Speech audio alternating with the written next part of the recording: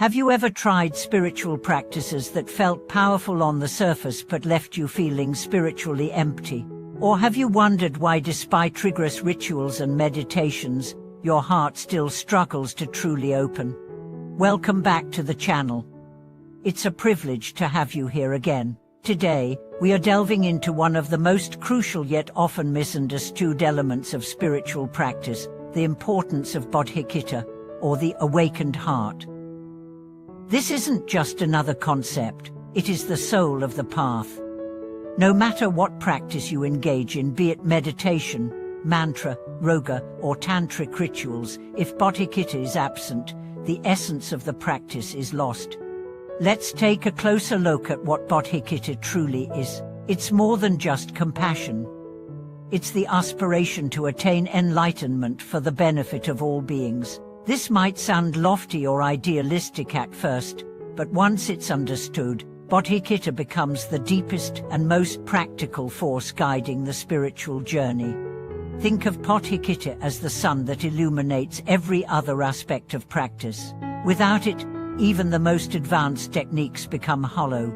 You can master visualizations, control your breath, recite sacred texts, but without the heartfelt wish for others to be free from suffering, these practices turn inward, self-serving, and ultimately fruitless. Many seekers fall into the trap of focusing purely on personal liberation or power. They meditate to feel calm. They chant to feel protected. They study to feel superior.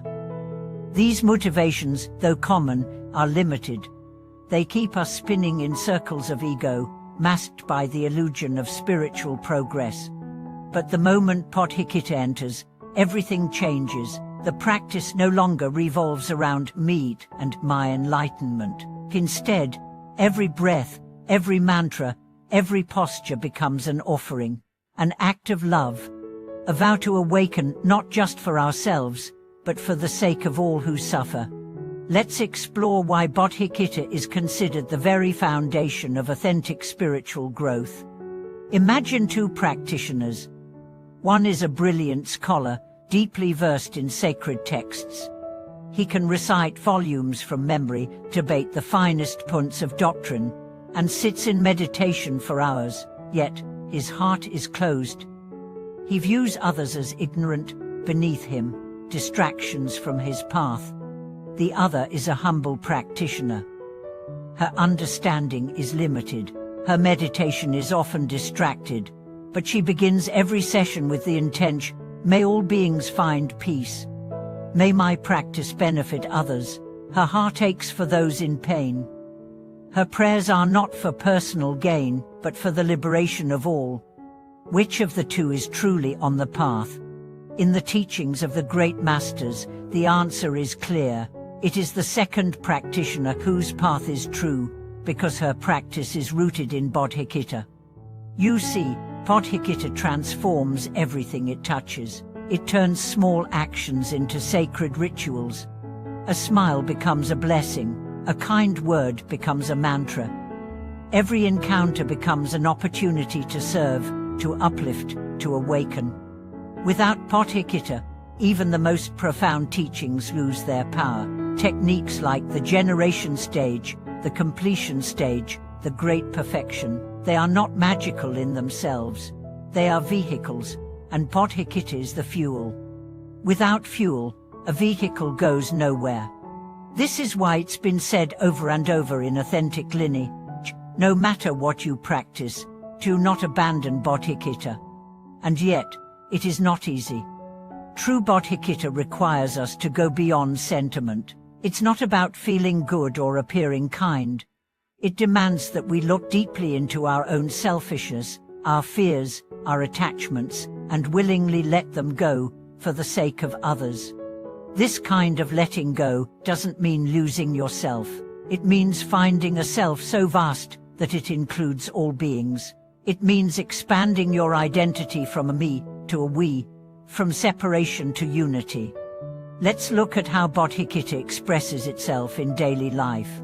When you see someone suffering, do you turn away? Or do you stop and wonder, what can I do to help? When someone offends you, Do you react with anger, or do you pause and ask, what pain might they be carrying? When success comes your way, do you cling to it, or do you think, how can I share this blessing? These questions are the mirror through which Bodhicitta reflects. And make no mistake, Bodhicitta is not weakness. It is the fiercest strength. It takes immense courage to open the heart in a world that so often rewards indifference. It takes strength to forgive, to serve, to love without conditions. Now you might wonder, how do I cultivate Bodhicitta? Start where you are. Begin by wishing others well. Even those you dislike, especially those you dislike. Practice seeing them not as enemies, but as fellow beings who, like you, seek happiness and flee pain. Engage in acts of kindness, not for praise, not for karma, but simply because it's the right thing to do. Meditate on the suffering of the world, not to be overwhelmed, but to be motivated. To remember that behind every face is a story, a struggle, a hope. Read the teachings that extol Bodhicitta. Reflect on its benefits. Surround yourself with those who embody it. Let your heart be softened again and again. As Bodhicitta grows, so will your spiritual depth. You'll begin to see that every teaching, every ritual, every tradition ultimately points back to this: love all beings as yourself. And this love is not naive. It sees clearly the pain, the injustice, the ignorance. But it refuses to give up, it refuses to close. It insists no one is beyond redemption.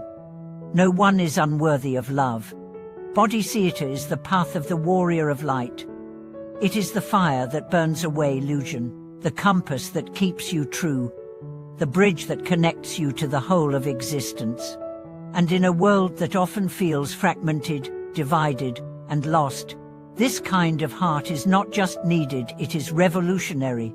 So let this be your vow: whatever path I walk, whatever practice I follow, may it be inseparable from Bodhicitta. May every breath I take be in service of awakening, for myself and for all beings. Thank you so much for watching this video. If this message touched your heart, please share your reflections in the comments. How does Bodhicitta shape your practice? What challenges do you face in keeping your heart open? Don't forget to like, subscribe, and turn on notifications. Together, let's build a community grounded in compassion, driven by purpose, and lit by the unwavering flame of the awakened heart. Until we meet again, stay kind, stay brave, and never forget the greatest power in the universe is a heart that beats for all.